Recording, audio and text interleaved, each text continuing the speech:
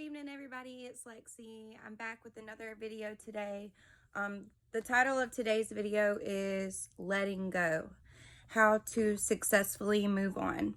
You know, it sounds so easy. It's something that every single one of us on this earth have had to deal with. And I'm actually learning, how to do this the proper way, especially with someone that's toxic for you, someone that you've tried over and over again with, or just someone in general that you really cared about.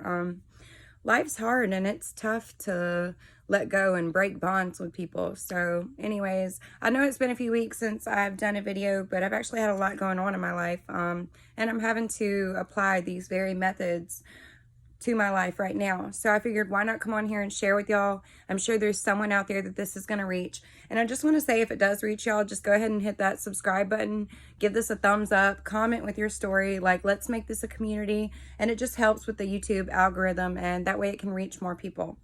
So this is some stuff, I really was praying about and thinking about, and I've done a lot of my research on. And throughout the years, moving on has been a real tough thing for me. I always like to hold on to that past for some reason.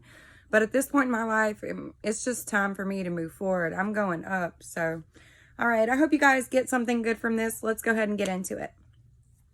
All right, so I am going to be looking down a little bit at my notebook right here because I did write everything down. I prayed on this, I thought about this, and I really find this to be helpful. So let's do it. All right. Step number 1 of moving on is to let go of your hopes and your dreams and your ideas. So many times we just stick in our head the should've, could've, would've's, the what ifs, and that's not how you need to dwell on things. You got to move forward. So let go of the hopes and dreams and realize the reality of things. Realize the reality of that person. If y'all broke up or if you're no longer together, there's probably a really solid reason that you're not. When you and that person don't align, then you have to let them go. So you have to look at the reality of that person, who they are as a person, not who you want them to be, and not the potential of who they could be. So just logic and facts, that's what you have to look at. And if you're really not sure, about this person, if you listen to what they say, and if you watch their actions, they will tell you exactly who they are.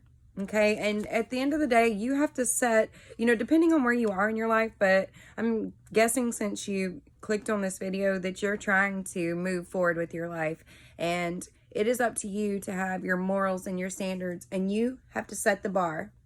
You set the bar, and they either going to rise up to the bar or they're going to pull you down, and you don't want to get pulled down. So you make them rise up, and if they don't, you let them go. And the first step of that is letting go of the hopes and dreams, accepting the reality of who this person is. All right, number 2. Oh, I also wanted to say on that, when your mind is constantly full of thoughts of this person, it leaves no room for focus on your growth and focus on God.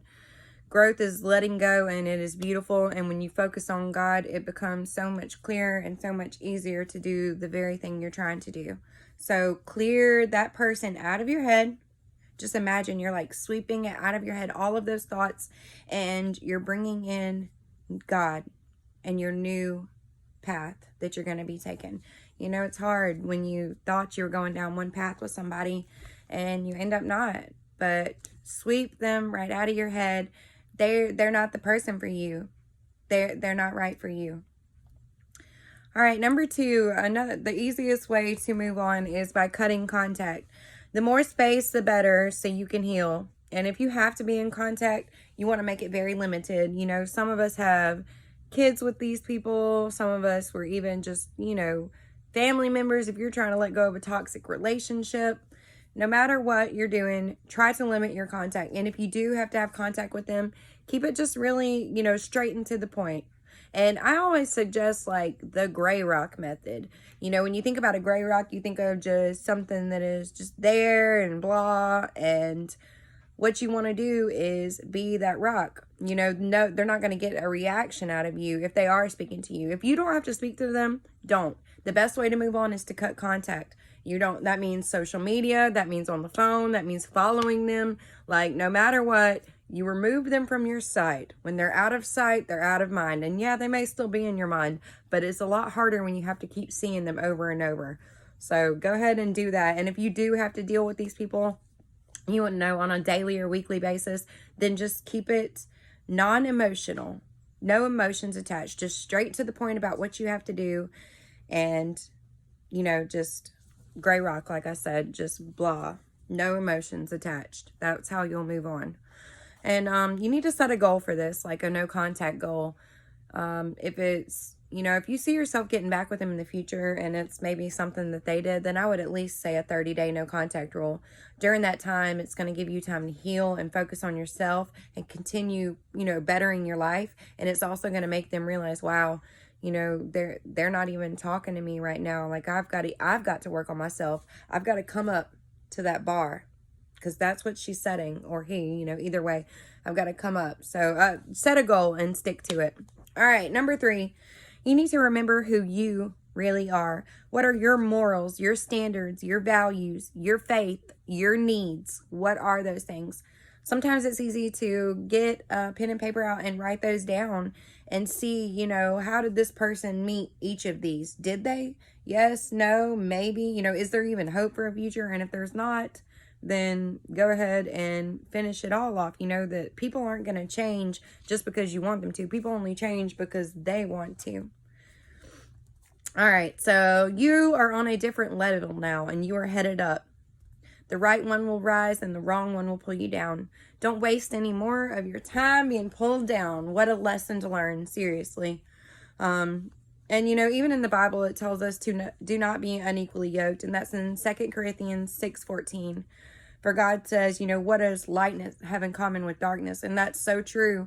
If you think about, you know, and that's not just in a faith matter. If you were unequal, then it's not going to work. When they're talking about that in the Bible, they're talking about 2 ox that are bound together, you know, pulling a cart or pulling something. And when you have one oxen that's too big and one that's too small, guess what happens when they try to go forward? They go in circles because they're not equal.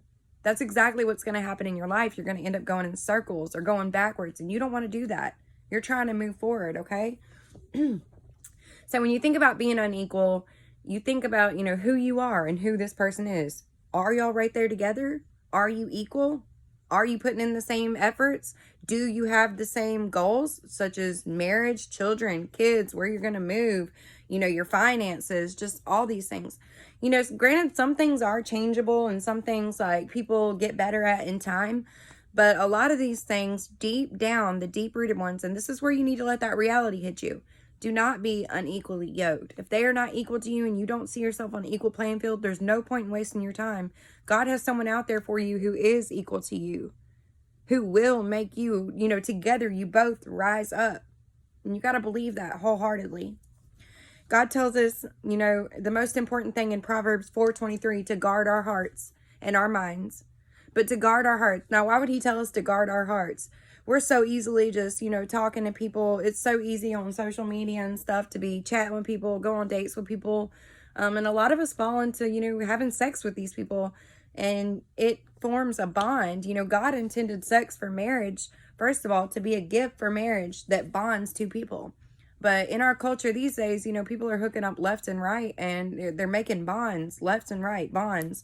And God says, you know, to guard our hearts so that we can see clear, so that we can make good decisions, so that we can determine and discern if this person is right for us, if they will be right for our children, for our future children, for our future, period. It's so important, you guys. I've really been learning that these past few years, how important that is. I didn't even understand it until recently, and golly, I wasted so much time. It's crazy, but you live and you learn, and once you learn, you got to stick to it. All right, number 4. It is what it is mentality. We all love that saying. It is what it is. Well, it really is what it is. You may never get the closure that you want. You know, things could have been left off, and you could have been ghosted or just dropped. Everything could have changed like that, but you have got to accept that. You know, it really hurts not getting closure. I'm the type of person, like, I want to resolve things. I want to know what it is. I want to figure it out. But I've really learned you can't control that. That's another one of those things that you have to accept. And Like I said, you may never get answers or the closure you need, but accepting the reality allows you to move forward. If you're stuck on trying to figure out why, what happened, what did I do wrong, this and that, you will just be stuck. So go ahead and say, it is what it is. I know who I am, and I'm moving forward. So you're not stuck in that mud. You're able to go. You don't want to be stuck there. Now, and in the Bible, it also tells us, seek peace and pursue it. That means pursue it. What does pursue? It means you're chasing after something. You're going after it. You're pursuing it. Like hide and seek. Ready or not, here I come. I'm seeking that peace. You want peace in your life. You want peace so that you can make good decisions. You want peace so that you can have happiness. You want peace so you can do the work that you're supposed to do. Whatever God has called you to do, in your family, at your job, with your friends, whatever you are called to do. You need that peace. Having that peace will give you a clear mind. When your mind is fogged up, you're not going to have that peace. And you have to realize, and I think everybody knows this, that people don't have the same heart as you. You could go broke for somebody. You could do all kind of things. You put your name on a car for somebody, your name on a house for somebody. You might have a baby for somebody, but that doesn't mean that they're going to be loyal to you. And that doesn't mean that they have the same heart as you. That's a hard lesson to learn, but you have got to accept that. You'll see the ones that have the same heart as you, and you will see the ones that are equal to you. They will be revealed. God has someone out there for you, but you have got to set that bar, and you don't lower it no matter what. All right, number 5, you've got to heal your deep emotional wounds. So many of us have so many wounds deep down inside from our childhood, from our young adulthood. Somebody hurt us, somebody did us wrong, they betrayed our trust. Every single one of us on this planet have some type of emotional wound that we have not addressed, or we have, only started to address. But that takes time. It really does. We may have abandonment, rejection, insecurities. It's most likely from childhood, like I said, but it could be young adulthood, and they need to be recognized and addressed. You have got to take the time, and even if you have to write it down or see a therapist, you need to go back in time and think, what happened to me? And you have to tell yourself right then, I'm here for me now. I may have been abandoned when I was a kid, but I am here for me now. And I'm not going to abandon my kids, and I'm not going to let that pattern repeat itself. You're breaking those those unhealthy traditions that may have happened in your family. Life's not fair, but it's about forgiveness. It's about, letting go of that past so that it doesn't have a hold on you. Sometimes when we get hurt these days, it's more attached to those past feelings than we even recognize. Like, it's more attached to when our parents abandoned us, or when we were rejected as kids, and just insecurities from people telling us these things in our ears while we were growing up. And so anytime it happens to us as an adult, it's really triggering what happened to us as kids. So it's important. You don't want to dwell on that pain. So you need to go back, think about what happened, forgive what happened, and reassure yourself that you're there for you now, that you're not going to let this happen. You're not going to let this keep affecting you. And you go to God and you seek Him, and He will fill you with everything you need to fill those voids and to truly heal. Colossians 3:13 says, bear with each other and forgive one another. If any of you has a grievance against someone, you forgive as the Lord has forgiven you.